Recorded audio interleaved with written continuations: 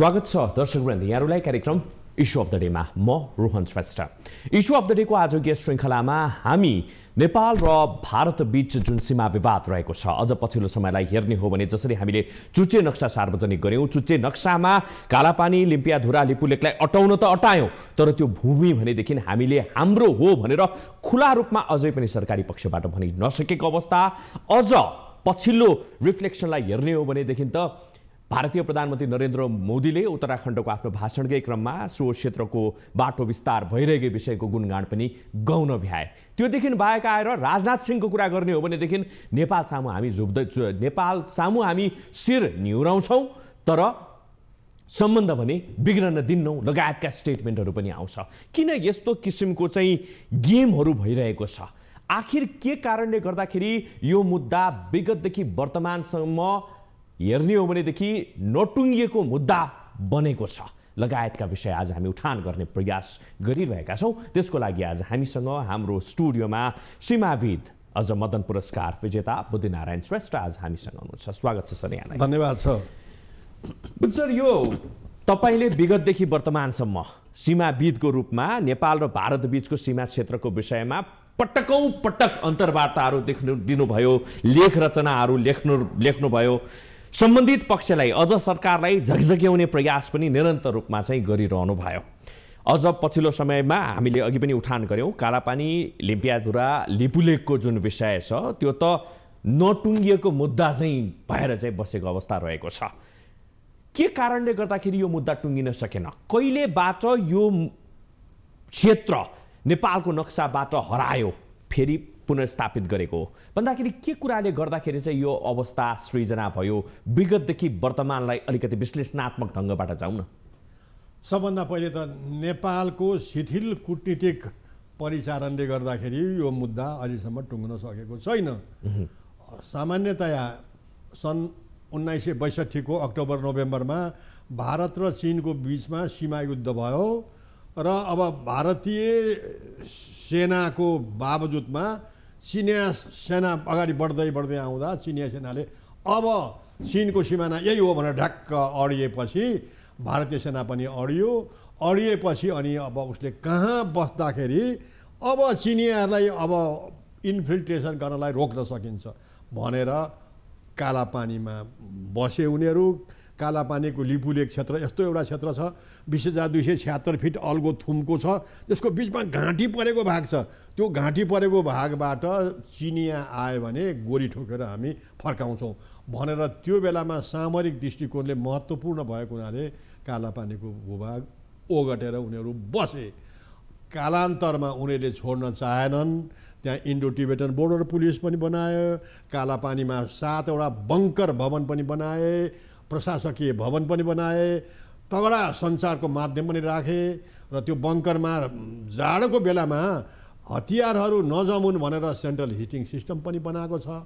यसरी उनीहरूले अकुपाई गर्दै आइरहेको छ र नेपालले जति पनि कुराकानी गर्न खोज्दाखेरि कुराकानी चाहिँ अगाडि बढेको छैन। लगभग कतिचोटि चाहिँ यो विषयलाई लिएर हाम्रो बैठक बस्यो होला नेपाल र भारत बीच यो समस्या समाधान गर्नको लागि? यसको लागि चाहिँ खास गरेर विधिवत तरिकाले चाहिँ अफिसियल तरिकाले कुरा उठेकै छैन अफिसियल तरिकाले। तर के भनेदेखि भारतको प्रधानमन्त्री नरेन्द्र मोदी पहिलोपटक प्रधानमन्त्री भएर पहिलोपटक नेपाल आउँदा सन् 2014 को अगस्तमा दुवै देशका प्रधानमन्त्री, हाम्रो प्रधानमन्त्री सुशील कोइराला हुनुहुन्थ्यो, दुवै देशको प्रधानमन्त्रीको बिचमा संयुक्त विज्ञप्ति प्रकाशित भएर कालापानी र सुस्ताको क्षेत्रमा दुवै देशका परराष्ट्र सचिवहरूले तल्लो तहबाट प्राविधिक जानकारी लिएर यसमा प्रतिवेदन तयार गर्ने र आफ्नो सम्बन्धित सरकारमा पेश गर्ने भनेर भनियो पहिलोचोटि है सरकारी संयन्त्रमा। तर त्यो संयन्त्र 2014 मा बनेको संयन्त्र अहिले 22 भयो, त्यसले कामै सुरु गर्न सकेको छैन र अब काम सुरु नगरे तापनि भारतले बेलामा यस्तो दखल दिइराखेको छ। अघि जस्तो भनौँ अब भारतले 2 नोभेम्बर 2019 मा यो समस्त नेपालको प्रभुसत्ता भएको क्षेत्र भारतको न्यू पोलिटिकल म्याप अफ इन्डियामा बनाएर गाभेपछि नेपालले प्रतिरोध जनायो। नेपालको कुना काप्चा मात्रै होइन विदेशमा रहेका नेपालीहरूले पनि विरोध गरे। अघि अनि विरोध गरिसकेपछि चाहिँ अनि अब नेपालले के गर्ने त भन्दाखेरि नेपालले डिप्लोमेटिक नोट पठायो भारत यस बारेमा कुराकानी गरौँ भनेर तत्कालीन सरकारले तत्कालीन प्रधानमन्त्री प्रदीप गेवाली 5 पटकसम्म डिप्लोमेटिक नोट पठाउँदा पनि भारतले चाहिँ कोरोना भाइरस छ अहिले कुरा गर्न मिल्दैन भन्ने पहिले के कुरा गर्न मिल्दैन भन्ने तर कोरोना भाइरसकै समयमा चाहिँ भारतीय रक्षा मन्त्री राजनाथले सन् 2020 को मे 20 का दिन यो पिथौरागढबाट लिपुलेकसम्मको जुन मार्ग थियो त्यो मार्गको भर्चुअल उद्घाटन गरे हेर्नुहोस् अब अघि उद्घाटन गर्न चाहिँ हुने वार्ता गर्न चाहिँ नहुने भारतको यो हो कमजोरी अनि त्यसपछि आएर अहिले हुँदा त्यहाँ निर्माणको काम रोकिएको छैन एकदमै त्यो त स्टेटस कोको अवस्थामा जाने दुवैतर्फबाट यो विवाद समाधान नहुन्जेल भनेर पनि भनिएको थियो यद्यपि यति धेरै दम्भ यति धेरै घमण्ड यति धेरै अराजकता जुन भारतले प्रस्तुत गरेको छ भनेर जुन बुझाइरहेको छ के कारणले गर्दाखेरि नेपाल गौण बनिरहेको छ अब त्यो कालापानीको क्षेत्र भारतले छोड्न चाहेको छैन नेपालले भारतलाई आफ्नो यो वार्ता गरौँ भनेर चाहिँ दबाब सिर्जना गरेर वार्ताको माहौल बनाउन नेपालले पनि सकिरहेको छैन हेर्नुहोस् अब भारतले त्यो मेरो विचारले कुनै हालमा पनि छोड्दैन हेर्नुहोस् अब केही विद्वान छ त छोडाउन लाउनुपर्छ भनेर भन् तर कसरी छोड्न लगाउने भन्ने कुरो बहुतै महत्त्वपूर्ण छ किनभने मैले पहिले पनि भने 1960 को दशकमा चाहिँ त्यो सामरिक दृष्टिकोणले महत्त्वपूर्ण थियो अहिले 1962 को जुन तपाईले कुरा उठान गर्नुभयो नि 1962 मा त्यति बेला चाइना र इन्डियाको चाहिँ वार परेको थियो त्यही कारणले गर्दाखेरि र त्यति बेलाको परिदृश्य अलग भएको कारणले गर्दाखेरि उ त्यहाँ गएर बस्यो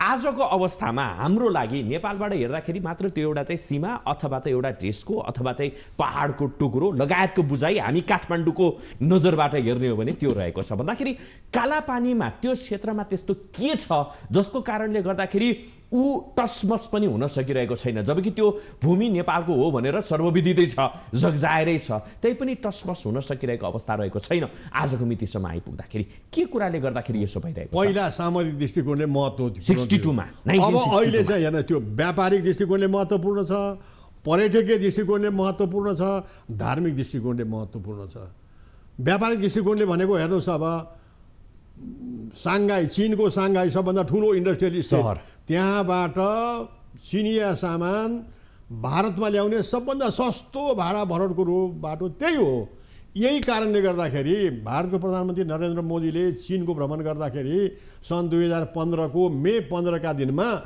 भारत र चीनको बीचमा स्टेटमेन्ट मेमोरेन्डम भएर त्यसको 28औं दफामा चाहिँ ती दुई देशको बीचको व्यापार वाणिज्य अभिवृद्धि गर्ने काम लिपुलेकबाट हुन्छ भनेर चाहिँ उल्लेख गरिएको छ व्यापारिक दृष्टिकोणले यो सम्बन्धमा म पछि आउँछु अर्को कुरो चाहिँ हेर्नुहोस् अब धार्मिक दृष्टिकोणले इन्डियाका धार्मिक व्यक्तिहरू चीनको मानस सरोवर कैलाशमा जानलाई सबभन्दा छोटो बाटो यही बाटो हो अर्को कुरो अब पर्यटकीय पश्चिमा देशका मान्छेहरू पर्यटकीय दृष्टिकोणले आउँदाखेरि यो क्षेत्रमा अब हरियाली वन जङ्गल राम्रो इकोसिस्टम भएको झरनाहरू भएको अनि अब सयौं प्रजातिका चाहिँ अब चराचुरुङ्गी भएका मृग घोरल झारलदेखि लिएर विभिन्न चाहिँ अब जनावरहरू पनि भएको हुनाले गर्दाखेरि पर्यटकीय दृष्टिकोणले पनि बहुत महत्त्वपूर्ण छ त्यो कारणले गर्दाखेरि भारतले अहिलेसम्म ओगटेर बसिराखेको छ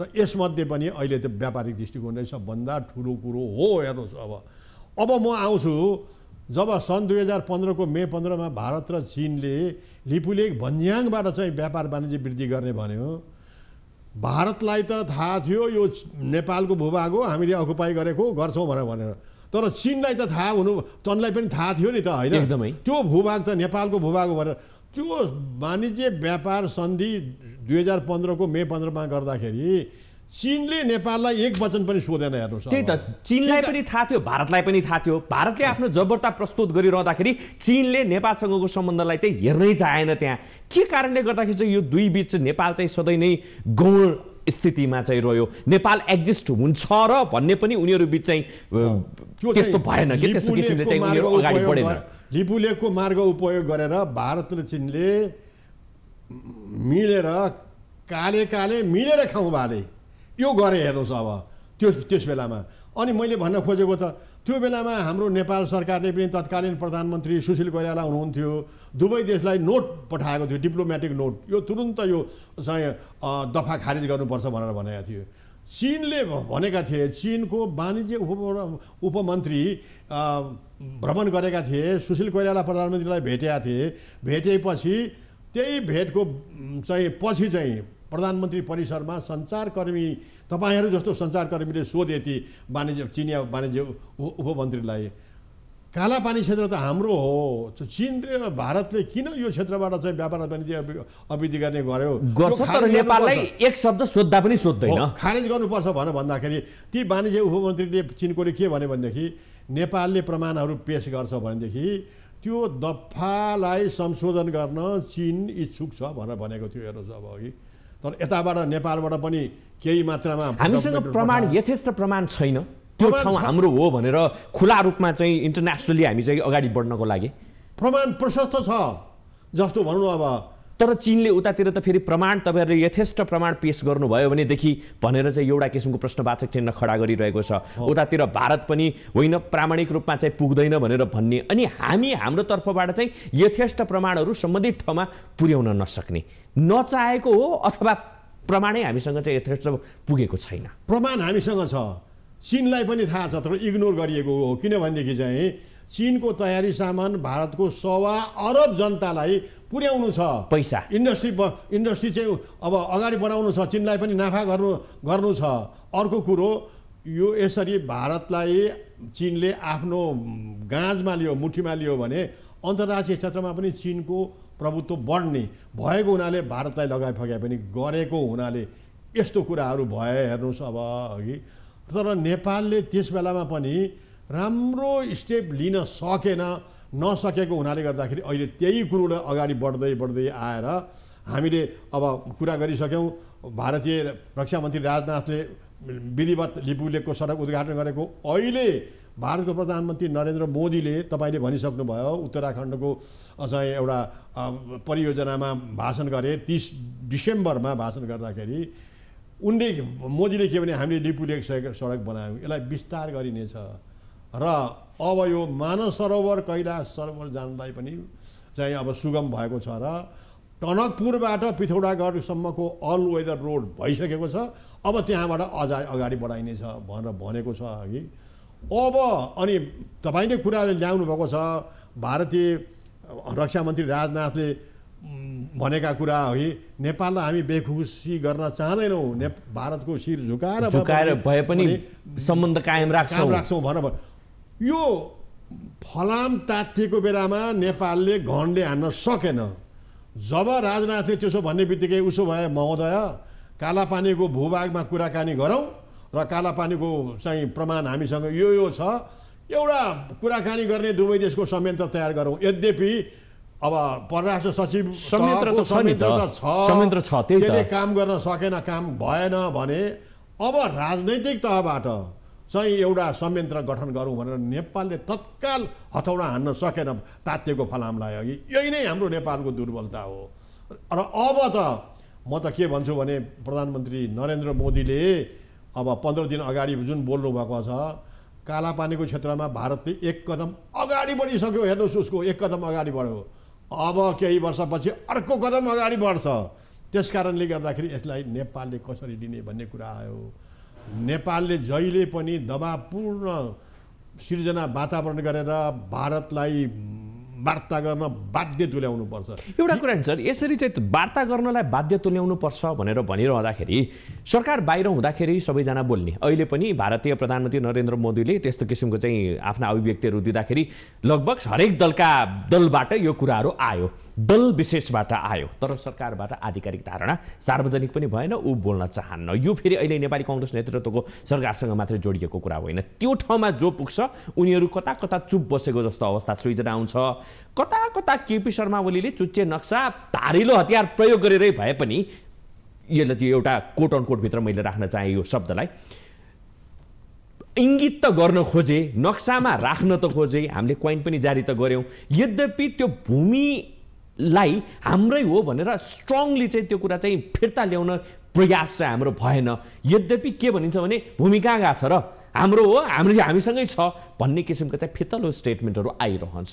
के कुराले गर्दाखेरि चाहिँ सरकारमा आसीन व्यक्तिहरूले ठ्याक्कै लाएर यो भूमि चाहिँ हाम्रो हो, यसमा समस्या छ, स्टेटस कोबाट हामी अगाडि बाहिर निस्किँदै यसलाई चाहिँ अब हामी मानै राख्छौँ, हाम्रो मातहतमा हामीले ल्यायौँ भनेर भन्न सक्ने अवस्था चाहिँ किन सृजना हुँदैन? विगतका धेरै सरकारहरू हेर्दाखेरि चाहिँ अब आफू सरकारमा रहँदा, कुर्सीमा रहँदा यो कालापानीको कुरा उठाउँदाखेरि चाहिँ आफ्नो कुर्सी डगबग होला, पदबाट चाहिँ पछाडिनु पर्ला भन्ने दृष्टिकोणले नबोलेको, कुरा उठान नगरेको मैले पाएको छु, मेरो अध्ययनमा छ कि उहाँहरू जब प्रतिपक्षी दलमा हुनुहुन्छ उहाँहरू एकदम नारा घन्काउनुहुन्छ, कालापानी हाम्रो हो, हामी अब हाम्रो सरकार बन्यो भनेदेखि यो फिर्ता ल्याउँछौँ भन्नुहुन्छ। तर सरकारमा पुग्नुहुन्छ तर केही पनि बोल्नुहुन्न कि, र अनि फेरि सरकारबाट फेरि मन्टिनुहुन्छ, बाहिर आउनुहुन्छ, बाहिर आए फेरि त्यही चाहिँ गर्नुहुन्छ, राष्ट्रियताको नारा दिइन्छ। चुनावको बेलामा यो कालापानीको मुद्दा सम्पूर्ण पार्टीले चाहिँ उठाएको छ। उनीहरूको चुनावको घोषणापत्र हेर्नुहोस्, सबैमा यो कालापानीको मुद्दा सबै पार्टीकोमा रहेछ कि। त्यस कारणले गर्दाखेरि यो सरकारमा गएर बोल्न नसक्नु नै ठुलो कमजोरी हो। किनभने हामी तपाईँले भन्ने चाहिँ त यो दबाब सिर्जना गर्ने हो, प्रमाण यस्तो छ हाम्रो भनेर देखाइदिने हो, सरकारको आँखा खुलाउने हो, सरकारको कान खुलाउने हो। हामी अहिले कुरा गर्दैछौँ, सरकारको कान खोल्ने हो हामीले, तर अन्तिममा गर्ने त सरकारले नै हो नि, सरकार प्रमुखले गर्ने हो नि त अब। तर सरकार प्रमुख बेला मौकामा चुप लागेर बसिरहेको छ। यसै गरी चुप लागेर बस्यो भनेदेखि अब कालापानीको मुद्दामा नेपाल हेरेकै हुन्छ, भारतले अर्को फड्को अर्को स्टेप चाहिँ अगाडि बढाउन सक्दछ। तर म तपाईँलाई भन्छु यथेष्ट प्रमाण हामीसँग छ। जस्तो भनौँ अब सुगौलीको सन्धिको धारा 5 को कुरा भयो कि, अब त्यसमध्येमा कालापानीको मुहान कुन हो भन्ने कुरामा चाहिँ कालापानीको मुहान काली नदीको मुहान है, काली नदीको मुहान चाहिँ लिम्पियाधुरा हो भन्ने कुरो चाहिँ धेरै नक्सा सन् 1819 को नक्सा छ, 1827 को नक्सा छ, 1836 को, 1856 को नक्सा, थुप्रा चिनिया लिपिमा निक्लेको नक्सा पनि छ। सन् 1903 को सियान डाइनेस्टीको समयमा निकालेको, चिनले निकालेको नक्सा छ, जुन चाहिँ मैले बेजिङमा गएर चाहिँ आर्काइभबाट, नेसनल लाइब्रेरी अफ चाइना बेजिङमा गएर आर्काइभबाट खोलेर ल्याएको छु। 6 नक्साहरू छन्। यस्ता प्रमाणहरू हुँदाहुँदै पनि नेपालले चाहिँ अब राम्रोसँग ध्यान नदिनका कारणले, नेपालको शिथिल कूटनीतिका कारणले गर्दाखेरि यस्तो भएको जस्तो लाग्दछ। र मलाई अहिले अभियान जोड्न मन के लाग्यो भनेदेखि हेर्नुहोस्, अब हाम्रो नेपालको उत्तरी क्षेत्रमा भारतको 18वटा इन्डियन मिलिट्री चेकपोस्ट थियो। सम्मत 2009 देखि सम्मत 2026 सम्म 17 वर्षसम्म इन्डियन मिलिट्री चेकपोस्ट थियो। तर 2026 मा उठाएर पठाइयो, नेपालले पठायो। कसरी पठायो भन्दाखेरि त्यो बेलामा चातुर्यतापूर्ण, चाप्लुसीपूर्ण, रणनीतिपूर्ण नीति अपनाए, परराष्ट्र नीति अपनाइएको हुनाले गर्दाखेरि उनीहरू उठेर गए। त्यस बेलामा हेर्नुहोस्, यदुनाथ खनाल, भीमबहादुर पाण्डे, क्षेत्रविक्रम राणा, ऋषिकेश शाह, पदमबहादुर जर्नेल, कृतिजी विष्ट प्रधानमन्त्री नै थिए, राजा महेन्द्र थिए। उनीहरूको संयुक्त प्रयासले चाप्लुसीपूर्ण तरिकाले यो उठाएर पठाएको हो। त्यस बेलामा मैले अध्ययन गरेअनुसार के वार्ता गर्दाखेरि चाहिँ कसरी गरिएको थियो भनेदेखि चाहिँ नेपालका कूटनीतिज्ञहरूले भारतलाई, भारत त ठुलो देश हो, विश्वको ठुलो प्रजातान्त्रिक मुलुक हो, अब भारतको इन्डियन मिलिट्री चेकपोस्ट नेपालमा छ भनेर भन्यो भनेदेखि त विश्वले चाहिँ इन्डियाले नेपालको एरियामा चाहिँ मिलिट्री इन्भेजन गर्यो भनेर भारतको नराम्रो नाम हुन्छ। त्यस कारणले गर्दाखेरि यसलाई उठाएर पठाउँ। र तपाईँहरूलाई नेपालको कूटनीतिज्ञले भने भारतलाई, तपाईँहरूलाई चीनको डर छ भने, चीनले सेक्युरिटीमा, तपाईँको भारतको सेक्युरिटीमा चाहिँ धक्का पुर्याउँछ भन्यो भनेदेखि नेपालले त्यो रोक्छ। चीनले कुनै बेलामा आयो भने भारतको सेक्युरिटीमा खलल नपुर्याउने नेपालको कर्तव्य हो, हामी नेपालमा गर्छौँ भन्ने भएर। अर्को कुरो हेर्नुहोस्, अब कृतिजी विष्टको नामबाट राइजिङ नेपालमा एउटा आर्टिकल छापियो। कतिपय विद्वानले भन्छन् कि त्यो चाहिँ यदुनाथ खनालले लेखेको थियो, छाप्नलाई मात्रै कृतिनिधि विष्टको नामबाट छाप्यो भन्ने भन्छन्। कृतिनिधि विष्ट पनि स्वर्गीय भइसक्यो अहिले अघि। अब कालापानी क्षेत्रमा चाहिँ किन लागू गर्न सकिएन भन्ने कुरा राइजिङ नेपालमा लेखेको आर्टिकलले गर्दाखेरि भारतलाई पनि प्रभाव पारेर अनि त्यसपछि दुवै देश मानेर अनि नेपालले त्यो इन्डियन मिलिट्री वालाहरूलाई फुलमाला लगाएर भव्य विदाई गरियो। कालापानी क्षेत्रमा चाहिँ यही कुरालाई किन लागू गर्न सकिएन भन्ने कुरा हाँसिकन चाहिँ विदा भएर गयो भने यही कुरा कालापानीमा चाहिँ किन लागू गर्न सकिएन भन्ने कुरा के त्यति बेलादेखि अहिलेसम्म के हो नि विवाद 50-60 वर्ष भइसक्यो। खनाल जस्तो कूटनीतिज्ञ छ, ऋषिकेश शाह जस्तो चाप्लुसीपूर्णवाला छ, भीमबहादुर पाण्डे जस्तो चाहिँ चाप्लुसीपूर्णवाला छ। भीमबहादुर पाण्डे त्यो बेलामा नेपालको राजदूत भारतमा दिल्लीमा थिए, उनले कस्तो चाप्लुसी खेले।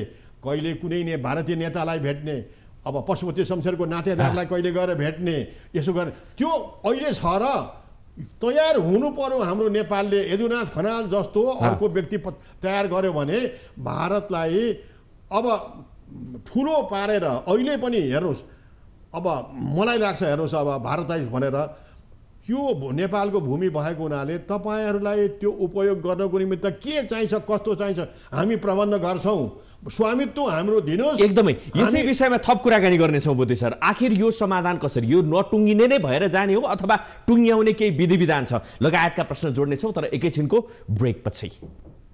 लाइफ बोय, हात धुने समयका साथमा लाइफ बोय।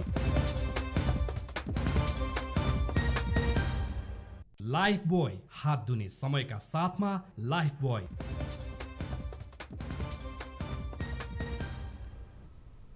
पुनः स्वागत छ दर्शक यहाँहरूलाई कार्यक्रम इस्यु अफ द डेमा। आज हामी नटुङ्गिएको सीमा विवाद लिम्पियाधुरा, कालापानी, लिपुलेक अब यसलाई कसरी समाधान गर्न सकिन्छ लगायतका विषयमा आज हामी चर्चा गरिरहेका छौँ। आज हामीसँग सीमाविद बुद्धिनारायण श्रेष्ठ हुनुहुन्छ। पुनः स्वागत छ यहाँलाई। धन्यवाद छ।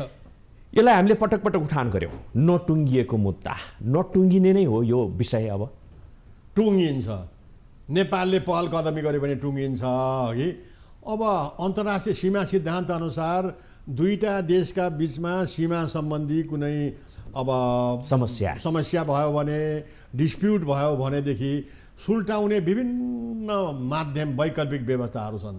सबभन्दा ठुलो कुरो चाहिँ के भनेदेखि आपसी टेबलमा बसेर वार्ताद्वारा समाधान गर्ने पुरानो नक्सा दस्तावेज अनुसार पहिलो, होइन भने दोस्रो चाहिँ तेस्रो देशको मेडिएसन गराउने।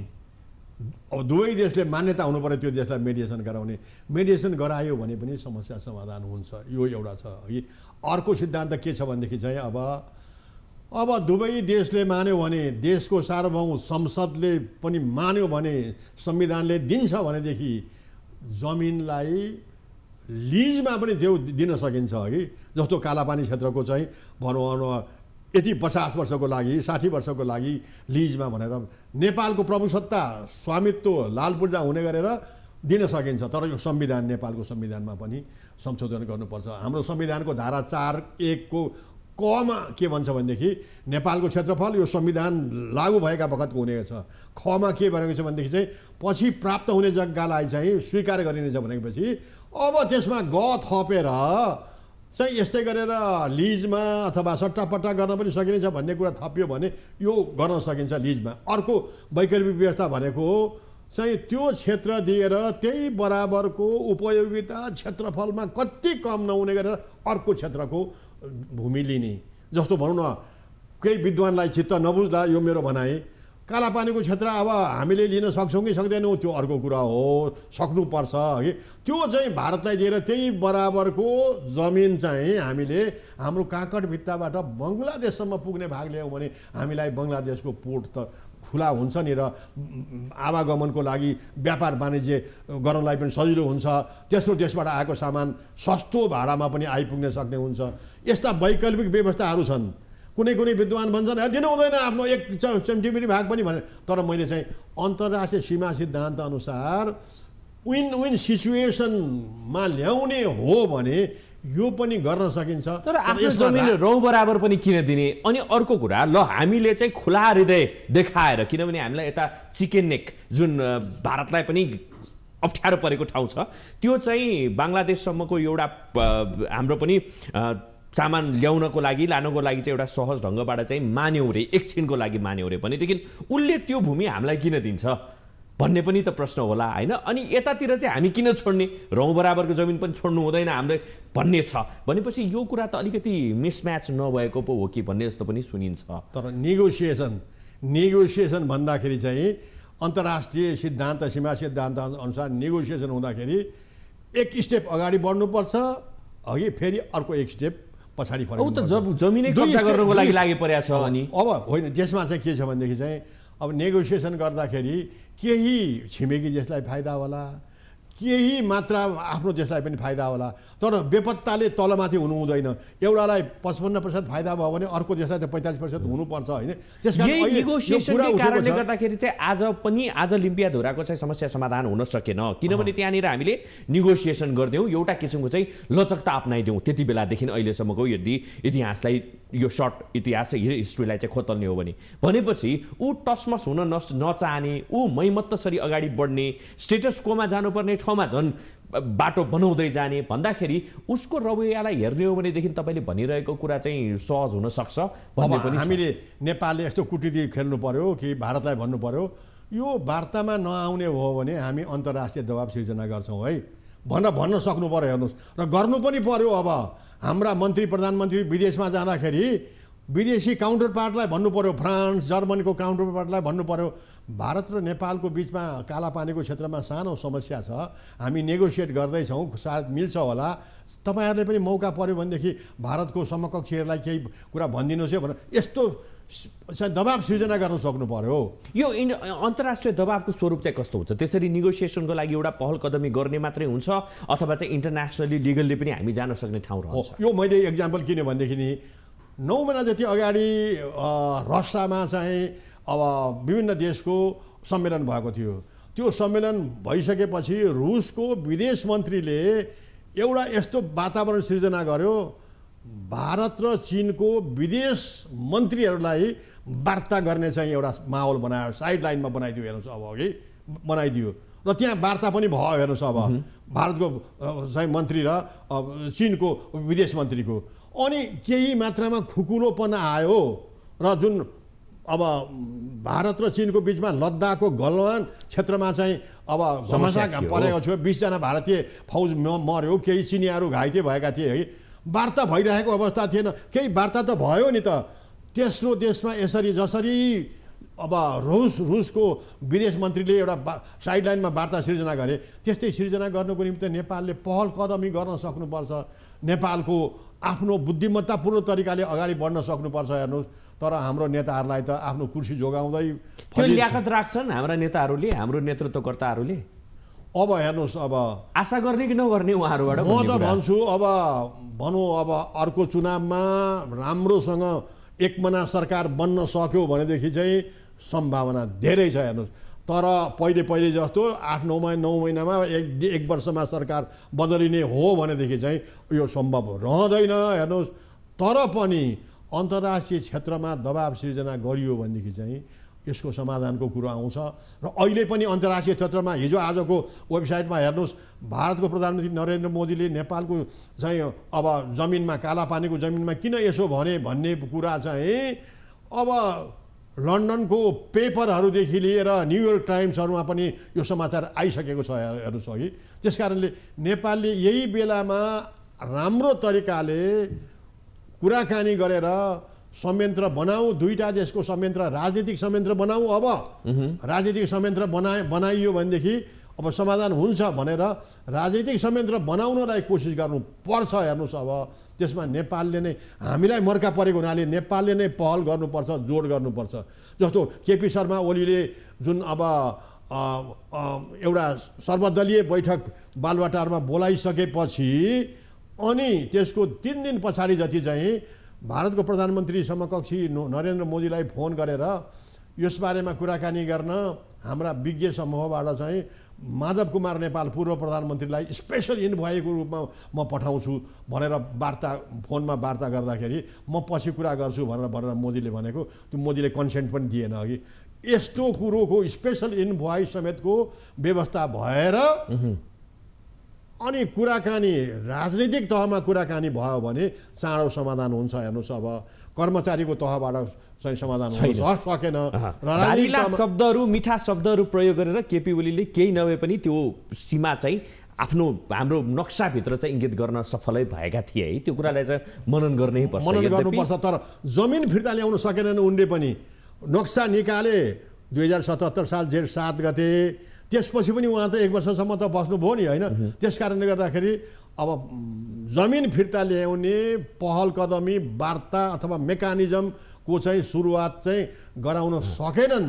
त्यो चाहिँ उनीको कमजोरी जस्तो पनि लाग्छ। हामी लगभग समयको अन्त्यतिर छौँ होइन। हामीले भारतको पनि प्रसङ्ग इङ्गित गऱ्यौँ, चाइनाको पनि प्रसङ्ग इङ्गित गऱ्यौँ, इन्टरनेसनल्ली अब गुहार माग्नुपर्छ भन्ने अवस्थासम्म हामी पुगिरहँदाखेरि नि भारतलाई पनि थाहा छ, चीनलाई पनि थाहा छ लिपुलेक हाम्रो हो, कालापानी नेपालको हो भनेर थाहा छ। यद्यपि उनीहरूले आफ्नो स्वार्थ हेरेर नेपाल गौण मानिदिएको अवस्था रहेको छ। नेपालसँग एक शब्द सोध्नुपर्ने दुईटै पक्षबाट पहल कदमी भएन।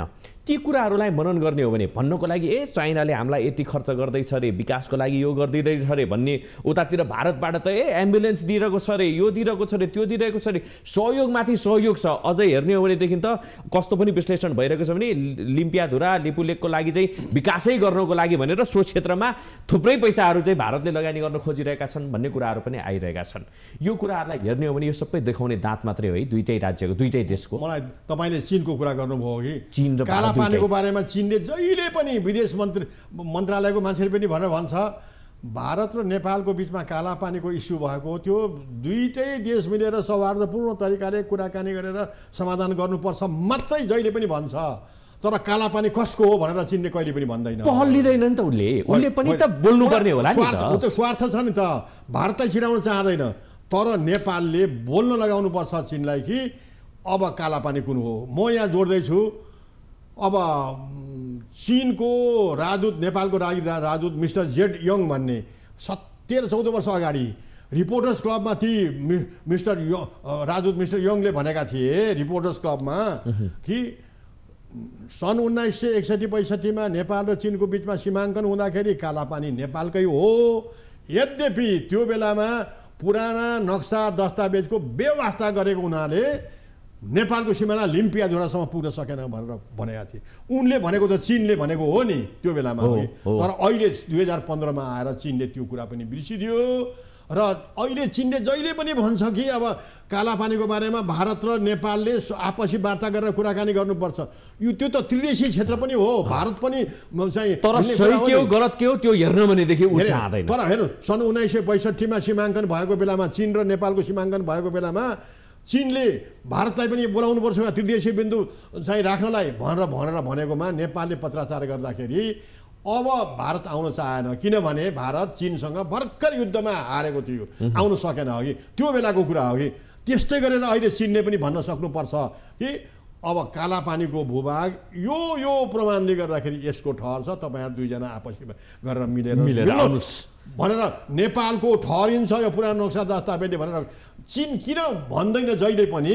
यो कुरालाई मूल्याङ्कन गर्ने हो भनेदेखि यस्ता छिमेकीहरूबाट आशा के गर्ने भन्ने कुरा के छिमेकी परिवर्तन गर्न सकिन्न। तर परेको बेलामा दुईटै छिमेकी बोल्दिदैन चाहिने ठाउँमा भनेदेखि थाहा छ। तर जहिले पनि नेपाल र भारत आपसी मित्रता गरेर आपसी वार्ता गरेर समाधान गर्नुपर्छ। आपसी मित्र वार्ता गरेर समाधान भएन भने चीनले एउटा चाहिँ कुरा भनिदियोस् न त, नेपालले पनि पहल गर्नु पर्यो कि अब चीनले यो बारेमा चीनको धारणा के छ, यो त्रिदेशीय बिन्दु पनि हो, तपाईँहरूको क्षेत्र पनि पर्छ। नेपालले यति भनेको छैन कि लिपुलेकबाट चाहिँ अब भारतीय तीर्थयात्रीहरू मानव सरोवर जाँदाखेरि कृपया लिपुलेकबाट ताक्लाकोटतिर जान नदिनुहोस्। उसले रोकिदिन सक्नु पर्यो नि त, त्यहाँ रोकिदिनुहोस् भनेर नेपालले भनेर उसले रोक्नुपर्छ। अब नेपालले अनुरोध गर्दाखेरि चीनले रोक्छ कि रोक्दैन, लिपुलेकबाट गएका भारतीय तीर्थयात्रीलाई रोक्छ कि रोक्दैन हेर्नुपर्छ।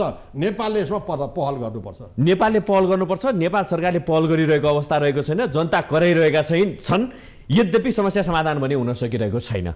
अब के गर्ने? त्यहाँका स्थानीयले कसरी बोल्ने, त्यहाँका स्थानीय गाउँपालिका अध्यक्ष लगायतका गाउँपालिका नगरपालिकाले कसरी चाहिँ आफ्ना कुराहरू राख्ने, स्थानीयले कसरी कुराहरू राख्ने, यसमा छोटो रूपमा बताइदिनुहोस्। यसमा दबाब सिर्जना गर्ने, तथ्यताका कारणले दबाब सिर्जना गर्ने र सरकारलाई अब नेगोसिएसन गरेर वार्ता गर्ने बाध्य तुल्याउने हो सबभन्दा मुख्य कुरो, दबाब सिर्जना गर्ने हो। तपाईँ हामीले पनि र स्थानीय बासिन्दाले पनि स्थानीय जनताले पनि हाम्रो सरकारलाई बाध्य भएर कुराकानी गराउने, कुराकानी गर्दाखेरि पनि राम्रो होमवर्क गरेर गर्न सक्नुपर्छ। फितलो रूपमा प्रस्तुत फितलो होइन, हामीहरू होमवर्कमा जहिले कमजोरी छौँ जहिले पनि। एकदमै बुझ्दैन सर, यहाँ हाम्रो स्टुडियोमा आइदिनु भयो, यो विवादको विषयमा र यो विवाद समाधान गर्नको लागि हुन सक्ने उपायहरू सुझाइदिनु भयो। धन्यवाद सर। धेरै धन्यवाद। न्युज 24 टेलिभिजनले पनि समसामयिक विषयमा बोल्ने केही मौका दिनुभयो, यसको निमित्त धन्यवाद। दर्शक यहाँलाई पनि धेरै धेरै धन्यवाद। आज हामीलाई साथ दिनुभएकोमा हेर्दै रहनु होला न्युज 24 टेलिभिजन। नमस्कार।